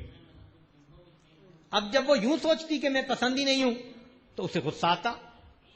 میرے پاس اللہ نے شکل اچھی دی، عقل دی، تعلیم دی، اچھا گھرانہ دیا، میرے پاس کس چیز کی کمی ہے؟ اور وہ فرسٹ کزن بھی تھی، ایک لیول کی تھی. تو اسے غصہ آتا یہ کیوں نہیں میری طرف محبت پیار سے دیکھتا. چنانچہ آپس میں آرگومنٹ شروع ہو جاتے، بحث شروع ہو جاتی. اب میں نے اس خاوند کو سمجھایا. میں نے کہا دیکھو نبی علیہ الصلوۃ والسلام کی ایک مبارک سنت ہے، وہ تم سے چھوٹ رہی ہے، تم اس سنت پر عمل کر لو تو اس کی برکتیں اپنی زندگی میں دیکھنا. اس نے کہا کیا؟ میں نے کہا عائشہ صدیقہ رضی اللہ تعالیٰ عنہ فرماتی ہیں کہ نبی علیہ الصلوۃ والسلام جب بھی گھر میں تشریف لاتے تھے مسکراتے چہرے کے ساتھ آتے تھے اور اپنے اہل خانہ کو سلام کہا کرتے تھے. یہ عائشہ صدیقہ رضی اللہ عنہ فرماتی ہیں یہ سنت ہے. میں نے کہا کہ آپ ایسا کرتے ہیں؟ کہتا ہے جی نہیں. میں نے کہا بھائی آپ تو مستحب کا خیال رکھنے والے ہیں، نیک بچہ تھا، تو سنت کو کیوں چھوڑ دیا؟ کہنے لگا جی میں آج کے بعد اس سنت پر عمل کروں گا، جب بھی گھر میں آؤں گا مسکراتے چہرے کے ساتھ. میں نے کہا کہ آپ کو ایک قدم اور آگے بڑھنا پڑے گا. جی وہ کیا؟ میں نے کہا چونکہ ذرا آپس میں ٹینس ماحول ہے نا، اس لیے مسکراتے چہرے کے بھی ساتھ آنا ہے. اور جب گھر آ جاؤ تو میاں بیوی 2 ہی تو رہتے ہو گھر میں، تو آپ نے اپنی اہلیہ کو بوسہ بھی دینا ہے، کس کرنا ہے. اور میں نے کہا کہ میں کہہ رہا ہوں اس کو کرنا ہے تم نے. اب وہ چپ، کہتے اچھا جی بہت اچھا. پھر میں نے بیوی کو فون پہ سمجھایا کہ دیکھو ہمارے بڑوں کی جو عورتیں ہوتی تھیں اکابرین کی، ان کا ایک طریقہ ہوتا تھا. جب خاوند گھر سے جاتا تھا سارے کام چھوڑ کے دروازے تک آتی تھیں اور اس کو فی امان اللہ فی جوار اللہ کوئی دعا یا کلمہ کے ساتھ رخصت کیا کرتی تھی. اور جب خاوند آتا تھا تو دروازے پہ آ کے دروازہ کھولتی تھیں اور ان کو اہلم و سہلا یعنی کوئی اچھے الفاظ سے ان کا استقبال کرتی تھی. تو میں نے کہا کہ آپ نے ان کو مسکرا کے الوداع کرنا ہے اور مسکرا کے ان کا استقبال کرنا ہے. اس نے کہا جی ٹھیک. 3 مہینے کے بعد دونوں کا فون آیا. کہنے لگے حضرت ہمیں تو یوں لگتا ہے کہ ہم نے یہ 3 مہینے 100% ہنی مون کنڈیشن کے اندر گزارے. اس لیے کہ جب مسکراتا خاوند گھر آئے, بیوی بھی مسکرائے اور خاوند بیوی کو بوسہ دے تو صاف ظاہر ہے کہ گھر کے اندر خوشیاں ہی پھر بکھریں گی اور کیا ہوگا. سوچنے کی بات ہے, نبی علیہ الصلوۃ والسلام کی ایک سنت نے اجڑتے گھر کو پھر دوبارہ آباد کر دیا. ایک سنت نے. اگر پوری سنت نبی علیہ السلام کی اندر آ جائیں تو گھر کیسے آباد ہو جائیں گے. ایک نوجوان لاہور کے میرے پاس آئے, نیک متقی شب زندہ دار, بڑا اچھا نوجوان تھا, بڑا غصے میں. حضرت بس یہ عورتیں جو ہیں نا یہ نامعقول ہوتی ہیں, بالکل نہیں بات مانتی ہیں, بڑی ناقصات العقل ہوتی ہیں. خیر میں نے اس کو تھوڑا پریشر نکالنے دیا, خوب بولا عورتوں کے بارے میں. میں نے پوچھا ہوا کیا؟ کہنے لگا میری بیوی ہے, نماز کے لیے کہہ کے جاتا ہوں پابندی نہیں کرتی, سوئی پڑی رہتی ہے, کاموں میں لگی رہتی ہے, ادھر ادھر لگی رہتی ہے. اب اس کا مقصد کیا تھا؟ مقصد یہ تھا کہ پیر صاحب حالات ایسے ہیں کہ آپ مجھے ذرا اس بیوی پہ 2-4 دفعہ ہاتھ اٹھانے کی اجازت مرحمت فرما دیں. وہ NOC مانگنے آیا تھا اصل میں, اور یہ سارا کچھ بتا رہا تھا کہ مانتی نہیں, سنتی نہیں, نماز نہیں پڑھتی, یہ نہیں کرتی. اب وہ بار بار اپنی بات کو لوٹائے اور میں سمجھ رہا تھا کہ یہ چاہتا کیا ہے. چاہتا وہ یہی تھا کہ حضرت کہہ دیں کہ اگر وہ آئندہ تمہاری بات نہ مانے تو ذرا خبر لینا اچھی طرح. میں نے اس سے پیار سے پوچھا, اچھا شادی تو آپ نے پسند کی تھی, مجھے اندازہ تھا. کہنے لگا جی. میں نے کہا کہ دونوں ایک جیسی زندگیاں تھی نا, جیسے آپ تھے ویسے وہ تھی. کہنے لگے جی. میں نے کہا آپ کو صحبت مل گئی, بیعت کر لی, کچھ مجلسیں مل گئیں, آپ کی زندگی بدل گئی اور آپ بڑے نیک متقی پرہیزگار متحد سنت بن گئے, مگر آپ کی بیوی کو تو یہ محفلیں نہیں نہ ملی. کہنے لگا جی نہیں. میں نے کہا اب آہستہ آہستہ وہ بدلے گی نا, ایک دم میں تو نہیں بدل سکتی. کہنے لگا ہاں. میں نے کہا آپ کو تو اللہ نے توفیق دی, ماشاءاللہ بڑی سنت کا خیال کرتے ہیں. کہتا جی کوشش تو کرتا ہوں. میں نے کہا ایک سنت تم نے کبھی نہیں ادا کی. تو وہ نوجوان میری طرف دیکھنے لگا, جی حضرت کون سی سنت؟ میں نے کہا تم نے کبھی بیوی کے منہ میں لقمہ دیا؟ کہتے نہیں جی. میں نے کہا باقی ساری سنتیں ادا کی, یہ سنت کیوں نہیں ادا کی؟ چپ ہو گیا. میں نے کہا اب جاؤ اور جب گھر میں دسترخوان لگے تو اپنی بیوی کے منہ میں گلاب جامن دے دینا. اب اس کو سمجھ میں نہ آئے, وہ بار بار مجھ سے پوچھے جی. میں نے کہا جاؤ کھلاؤ لقمہ اس کو.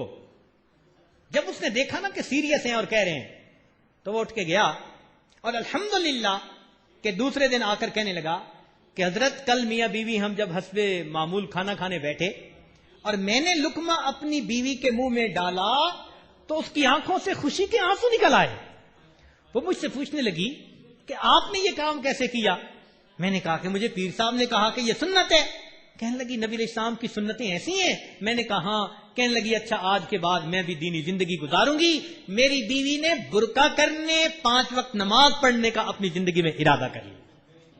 ایک لقمہ کھلانے پر بیوی فسق و فجور کی زندگی کو چھوڑ کر کامل تقوی والی زندگی کو گزارنے کے لیے آمادہ ہو جاتی ہے.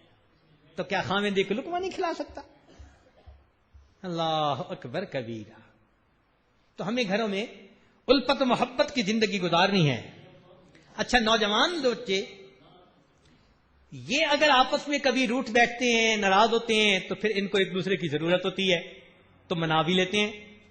تو جوانی میں گاڑی چلو سلو سپیڈ سے ہی چلتی رہتی ہے.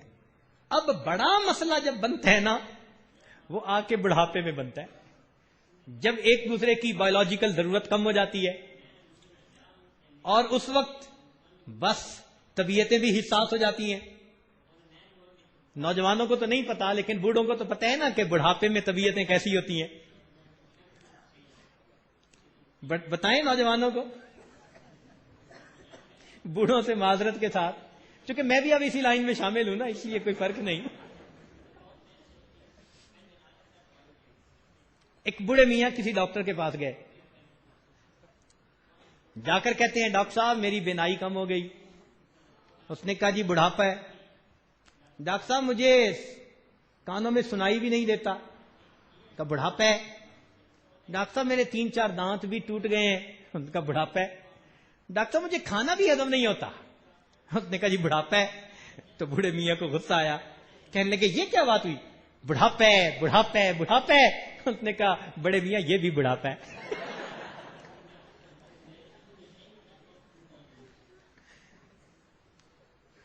تو بڑھاپا ایسی چیز ہے, بہت ہی حساس ہو جاتا ہے بندہ. ہم نے دیکھا بوڑھے بندوں کو کہ وہ ہوا کو بیٹھے گالیاں نکال رہے ہوتے ہیں. یہ بڑھاپا ایسی چیز ہے. اللہ اکبر کبیر.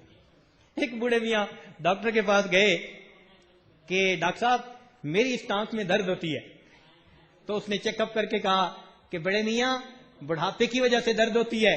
تو دوسری ٹانگ کو ہاتھ لگا کے کہنے لگے کہ ڈاکٹر صاحب عمر تو اس کی بھی اتنی ہے.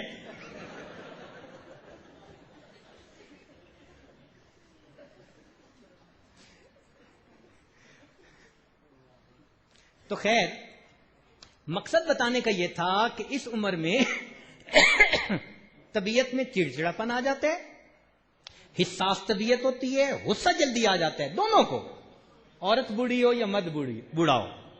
تو پھر چھوٹی چھوٹی باتوں پہ الجھاؤ جلدی ہو جاتا ہے. یہ بڑی نازک عمر ہوتی ہے. ہم نے دیکھا محبتوں پیار کی جوانی کی زندگیاں گزارنے والے بڑھاپے میں پہنچتے ہیں ایک دوسرے کے ساتھ بالکل شکل دیکھنا پسند نہیں کرتے ایک دوسرے کی. یہ انتہائی خطرناک صورت. یہ بڑھاپا خراب ہونے والی بات ہے. یہ عذاب ہے اللہ کا, سمجھ لینا. یہ اللہ کا عذاب ہے کہ اللہ تعالیٰ بڑھاپے میں جا کر میاں بیوی کے دلوں سے محبتوں کو ختم کر دے. یہ عذاب ہے اللہ تعالیٰ کا. ان کی زندگی بہت برباد ہوتی ہے. تو شریعت نے کیا کہا؟ شریعت نے کہا کہ جوانی میں تو تم محبت پیار سے رہے, اب وجعل بینکم مودۃ ورحمہ, ہم نے تمہارے اور تمہاری بیویوں کے درمیان محبت اور مودت رکھی. مودۃ ورحمہ, مودت اور رحمت. مودت کہتے ہیں جوانی میں جو بیوی کے ساتھ ایک پیار ہوتا ہے, ناراضگی بھی ہوئی تو آدھے دن کی, پھر رات کو اکٹھے ہو گئے, ایک دن کی, دوسرے دن پھر اکٹھے ہو گئے. تو جوانی میں تو یہ گاڑی چلتی رہتی ہے, لیکن جب بڑھاپا آ جاتا ہے, اللہ رب العزت کو معلوم تھا کہ میرے بندے ایک دوسرے کی ضرورت تو محسوس کریں گے نہیں, حساس زیادہ ہو جائیں گے, تو زیادہ ایک دوسرے کے ساتھ جھگڑے ہوں گے. اللہ نے فرمایا جعل بینکم مودۃ ورحمہ, تمہارے درمیان مودت اور رحمت رکھ دی. رحمت کا کیا مطلب کہ اب تم ایک دوسرے کا لحاظ کرو کہ زندگی کا اتنا عرصہ تم ایک دوسرے کے ساتھ مل کر گزار چکے ہو. بندہ لحاظ کرتے ہیں نا کئی دفعہ, یار اتنے عرصے کا تعلق ہے, کچھ تو لحاظ کرو. تو شریعت نے کہا کہ بڑھاپے میں لحاظ کرو. بیوی سوچے جب میں اس کے پاس آئی تھی یہ نوجوان تھا, کماتا تھا, اس نے دن میں محنت کی, رات میں محنت کی, ساری اس نے جوانی لٹا دی. آج یہ میرے اتنے بچوں کا باپ ہے, اب اگر یہ بوڑھا ہو گیا تو کیا ہوا, میں اس کے غصے کو تھوڑی دیر کے لیے برداشت کر لوں. تو تھوڑا مارجن زیادہ ایک دوسرے کو دے دے. خامد بھی یہی سوچے کہ جب یہ میرے پاس آئی تھی تو یہ 18-20 سال کی نوجوان لڑکی تھی, پھر اس نے میری خدمت میں اپنی جوانی گزار دی, یہ میرے بچوں کی ماں بنی, اتنا عرصہ زندگی کا اس نے گزار دیا, 25 سال 30 سال, اب بوڑھی بیچاری بن گئی, مختلف امراض کا مجموعہ ہو گئی. اب اگر کچھ چڑچڑاپن, غصے والا کچھ معاملہ ہے بھی تو مجھے اب اس کا لحاظ کرنا ہے اور اس کو تھوڑا سا مارجن زیادہ دینا ہے. اس مارجن زیادہ دینے کو, لحاظ کرنے کو شریعت نے رحمہ کے لفظ کے ساتھ تعبیر کیا. رحمہ کا لفظ کہ تم ایک دوسرے کا ذرا لحاظ بھی کرو تو پھر بڑھاپا بھی اچھا گزر جائے. اور بندہ اگر لحاظ نہ کرے تو پھر بڑھاپے میں، ہم نے بڑھاپے میں طلاقیں ہوتے دیکھی ہیں. اور ایک بوڑھی عورت، اللہ اکبر، مجھے آج بھی اس کا رونا یاد آ رہا ہے. نہ اس کا باپ تھا، نہ ماں تھی، نہ بہن تھی، نہ بھائی، سب فوت ہو چکے تھے. وہ اکیلی تھی. 72 سال کی کوئی اس کی عمر تھی، اور 72 سال کی عمر نے خاوند نے اس کو طلاق دے دی. اب اس بیچاری کو رہنے کے لیے کہیں کوئی دنیا میں جگہ ہی نہیں تھی. رونے لگی، کہنے لگی ساری زندگی میں نے جوانی اس بندے کی خاطر لٹائی، اب بتاؤ کہ میں اب 72 سال کی عمر میں کس دروازے پہ جا کے بھیک مانگوں. مجھے اس عورت کی بات سن کے یاد آیا، ایک صحابیہ تھی، نام تھا ان کا خولہ رضی اللہ تعالی. ان کے خاوند نے بڑھاپے میں ان کو کہہ دیا کہ تم میرے لیے ماں کی مانند ہے. یہ طلاق کے الفاظ ہوتے ہیں، زہار اس کو کہتے ہیں. چنانچہ وہ بڑی پریشان، میں بوڑھی، نہ کوئی مجھ سے اس وقت نکاح کر سکتا ہے، اور نہ اس وقت جو ہے میرے کوئی اور سہارا کوئی ہے ہی نہیں میرا، میں کہاں جاؤں. نبی علیہ السلام کی خدمت میں آئی، اے اللہ کے نبی، میرے خاوند نے مجھے یہ کہہ دیا. نبی علیہ السلام نے بھی فرما دیا، طلاق ہو گئی. جب نبی علیہ السلام نے یہ فرما دیا تو اس پر وہ رونے لگی اور اللہ کے حضور فریاد کرنے لگی. اللہ کی طرف سے وحی آئی، قد سمع اللہ قول التی تجادلک فی زوجها وتشتکی الی اللہ. اللہ فرماتے ہیں اس نے اللہ سے شکایت کی، اللہ نے اس بوڑھی عورت کی آواز کو سن لیا. اللہ اکبر. جس ٹوٹے دل کی آواز اللہ سنتا ہو تو کیا خاوند نہیں سن سکتا؟ بڑھاپے میں اگر اپنی بیویوں کو ہم ستائیں، یا بڑھاپے میں بیویاں خامنوں کو ستائیں، تو کیا اللہ رب العزت کے جلال سے نہیں ڈرتے کہ کیا معاملہ بنے گا ہمارا؟ حضرت عمر رضی اللہ عنہ جب اس عورت کو دیکھتے تھے کھڑے ہو جاتے تھے، جتنی دیر وہ بولتی تھی اتنی دیر اس کی بات سنتے تھے. فرماتے تھے جس کی بات اللہ نے سنی ہو عمر اس کی بات کیسے نہیں سنے گا. تو شریعت کہتی ہے کہ بڑھاپے میں ایک دوسرے کا لحاظ کرو. کچھ اس کا بھی تو کریڈٹ ہونا چاہیے نا کہ زندگی کے 40 سال گزارے ہیں، 30 سال گزارے ہیں، کوئی تھوڑا سا تو نہیں ہوتا. تو شریعت نے کہا کہ جب بڑھاپے کی عمر کو پہنچو تو ایک دوسرے کا لحاظ کر لو. تم ان کا لحاظ کرو گے، اس کے بدلے اللہ تعالیٰ قیامت کے دن تمہارا لحاظ فرمائے. اب میں اپنی بات کو سمیٹنا چاہتا ہوں، 2 باتیں اس وقت بتاؤں گا. اللہ رب العزت نے قرآن مجید میں یوں ارشاد فرمایا میاں بیوی کے لیے، فرمایا وَعَاشِرُوهُنَّ بِالْمَعْرُوفِ، کہ خامدو تم اپنی بیویوں کے ساتھ اچھے انداز سے زندگی گزارو، پیار بھری زندگی گزارو. عبداللہ ابن عباس نے فرمایا کرتے تھے کہ یہ اللہ تعالیٰ نے بیویوں کی سفارش کی ہے. جو بندہ دنیا میں اللہ کی سفارش کو مان لے گا، اللہ اس کے بدلے قیامت کے دن اس کی غلطیوں کو تاہیوں سے درگزر فرما دے. تو بھئی اللہ کی سفارش کو تو آج ہم مانے نہ، تو کل قیامت کے دن پھر ہم پر اللہ کی رحمت کی نظر کیسے ہوگی؟ سوچنے کی بات ہے نا. وَعَاشِرُوهُنَّ بِالْمَعْرُوفِ، اللہ فرماتے ہیں تم ان کے ساتھ پیار کی زندگی گزار. اللہ نے فرمایا.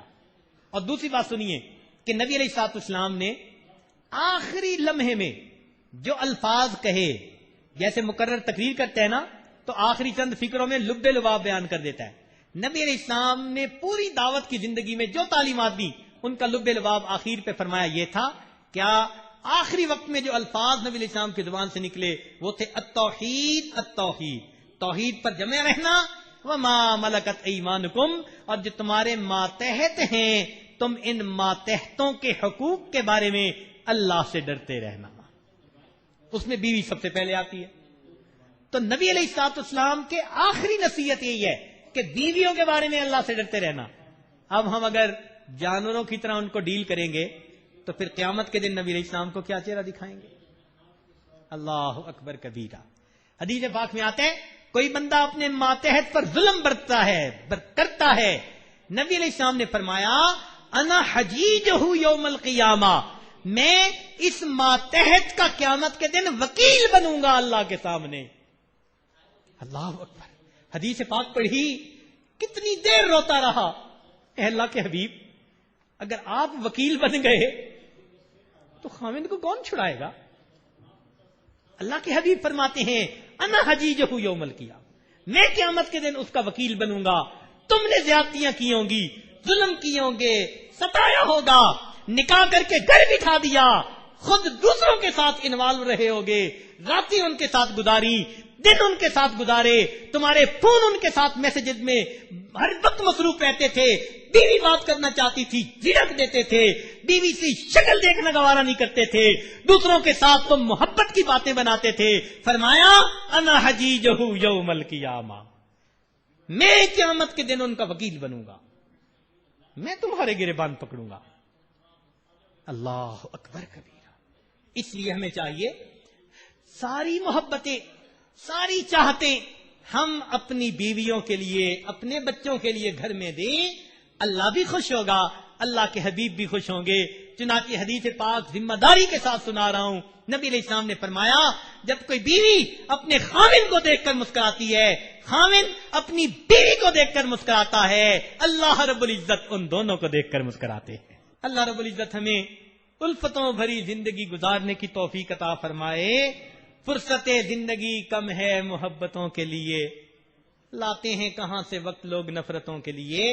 اللہ تعالی ہمیں محبت پیار کی زندگی عطا فرمائے. میرا پیغام محبت ہے جہاں تک پہنچے. وآخر دعوانا ان الحمد للہ رب العالمین.